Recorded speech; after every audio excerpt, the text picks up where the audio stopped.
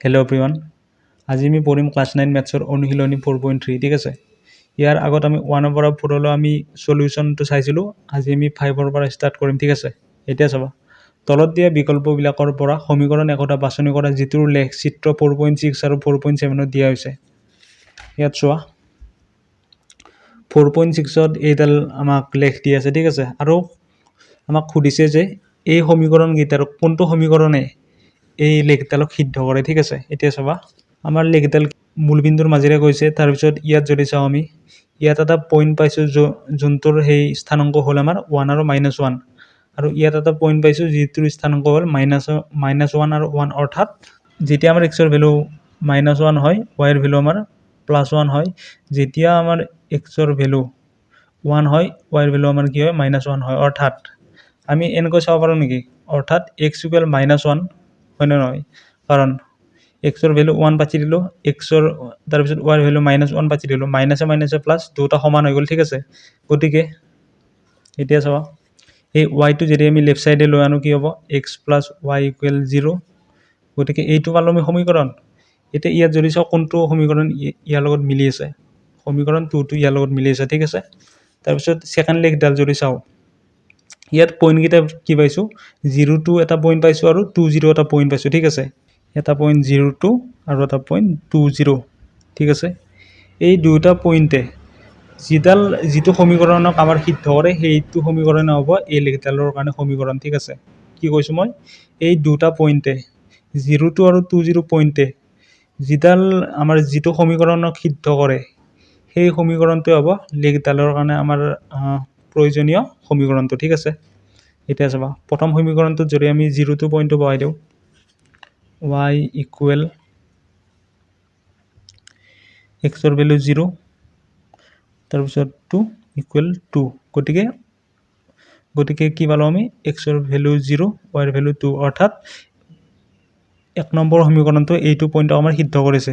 কিন্তু 2 নম্বৰ পইণ্টটোক সিদ্ধ কৰিছে নে নাই এইটো আমি পৰীক্ষা কৰিম ঠিক আছে। y এক্সৰ ভেলু এবাৰ কি আছে, 2 আছে, আৰু 2 to 4, অৰ্থাৎ এইবাৰ আমি পইণ্টটো কি পালোঁ, 2, 4 পালোঁ। কিন্তু আমাৰ পইণ্টটো কি আছিল, 2, 0 আছিল। গতিকে এইটো আমাৰ এইডাল লেখৰ কাৰণে প্ৰয়োজনীয় সমীকৰণ নহয়।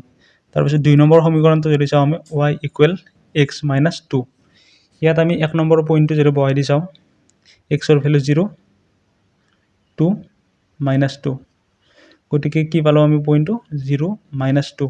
কিন্তু আমাৰ পইণ্টটো কি আছিল, 0, 2 আছিল। গতিকে এইটো আমাৰ নহয়। তাৰপিছত 3 নম্বৰটো যদি চাওঁ আমি, y = -x + 2। ইয়াত যদি আমি 0, 2 পইণ্টটো বহাই দি চাওঁ একবাৰ, 0 + 2, অৰ্থাৎ কি পালোঁ আমি 0, 2 পইণ্টটো। গতিকে এই পইণ্টটো ইয়াত আছে। এইবাৰ ছেকেণ্ড পইণ্টটো অৰ্থাৎ 2, 0 পইণ্টটো যদি ইয়াত বহাই দি চাওঁ, y = -x + 2, এক্সৰ ভেলু কি আছে, 2 আছে। গতিকে -2 হ'ল, +2, 0। গতিকে পইণ্টটো কি পালোঁ আমি, 2, 0। অৰ্থাৎ 3 নম্বৰ সমীকৰণটোত এইটো পইণ্টটো আছে, এইটো পইণ্টটো আছে। গতিকে এনচাৰটো কি হ'ব আমাৰ, এইটো হ'ব। অৰ্থাৎ সমীকৰণ 3টোৱে এই লেখডালক সিদ্ধ কৰিব ঠিক আছে। তাৰপিছত কুৱেশ্যন নম্বৰ 6টো যদি চাওঁ আমি, ইয়াত কৈছে যদি এটা স্থিৰ বল প্ৰয়োগ কৰাৰ ফলত কোনো এটা বস্তুৱে কৰা কাৰ্য বস্তুটোৱে অতিক্ৰম কৰা দূৰত্বৰ সমানুপাতিক হয়, তেনেহ'লে এই তথ্যক দুটা চলকযুক্ত ৰৈখিক সমীকৰণ এটাৰে প্ৰকাশ কৰা আৰু এই স্থিৰ বলক 5 একক ধৰি ইয়াৰ এটা লেখ অংকন কৰা। তদুপৰি এই লেখৰ পৰা বস্তুটোৱে কৰা কাৰ্য কিমান হ'ব উলিওৱা যেতিয়া বস্তুটোৱে অতিক্ৰম কৰা দূৰত্ব 2 একক হয় আৰু ছেকেণ্ডটোত কৈছে 0 একক হয় ঠিক আছে। এতিয়া চাবা কুৱেশ্যন নম্বৰ 6, ধৰা হ'ল বস্তুটোৱে কৰা কাৰ্য ধৰি ল'লোঁ আমি w ঠিক আছে, আৰু অতিক্ৰম কৰা দূৰত্ব ধৰি ল'লোঁ আমি x ঠিক আছে। কৈছে যে বস্তুটোৱে কৰা কাৰ্য অতিক্ৰম কৰা দূৰত্বৰ সমানুপাতিক, অৰ্থাৎ w = x ঠিক আছে। ক্লাছ 8ত আমি এনেকুৱা এটা চেপ্টাৰ পাইছিলোঁ ঠিক আছে। তাৰপিছত ইয়াৰ সমানুপাতিক চিনটো যদি উঠাই দিব লাগে, তেতিয়া ইয়াত এটা কি হৈ যাব, আমাৰ ধ্ৰুৱক এটা হৈ যাব k ঠিক আছে, w = kx। আমাক কুৱেশ্যনটোতে কৈছে এই স্থিৰ বলক 5 একক ধৰি, অৰ্থাৎ এই ধ্ৰুৱকটোক আমাক 5 একক বুলি ধৰিব দিছে, অৰ্থাৎ k = 5 বুলি ধৰি আমাক ইয়াৰ সমীকৰণটো ওলাব দিছে। গতিকে আমি সমীকৰণটো কি পালোঁ, w = 5x ঠিক আছে। তাৰপিছত ইয়াৰ এটা লেখ অংকন কৰিব দিছে WL 5x এডাল আমাক লেখ অংকন কৰিব দিছে ঠিক আছে ইয়াত আমি পইণ্ট কেইটামান ধৰি ল'লোঁ এক্সৰ ভেলু যেতিয়া 0 হয় ঠিক আছে ডব্লিউৰ ভেলু কিমান হ'ব 0 হ'ব তাৰপিছত এক্সৰ ভেলু যেতিয়া -1 হয় ডব্লিউৰ ভেলু তেতিয়া কি হ'ব -5 হ'ব ঠিক আছে গতিকে এই দুটা পইণ্ট আমি ইয়াত বহাই দিম 0 পইণ্টটো ইয়াত থাকিব -1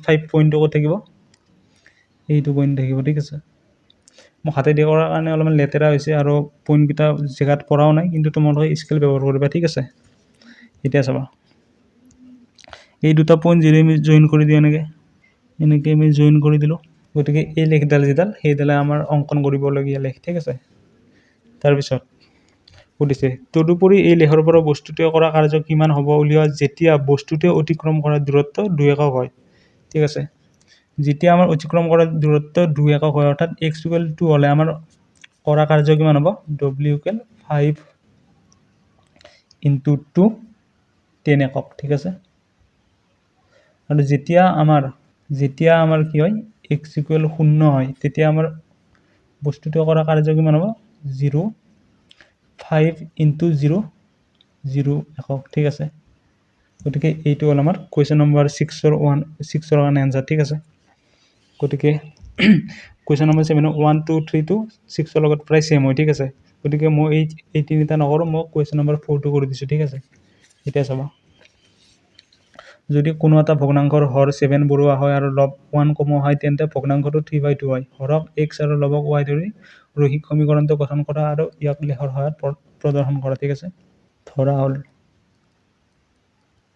হৰ = x লব হ'ল y ঠিক আছে গতিকে এতেকে সমীকৰণটো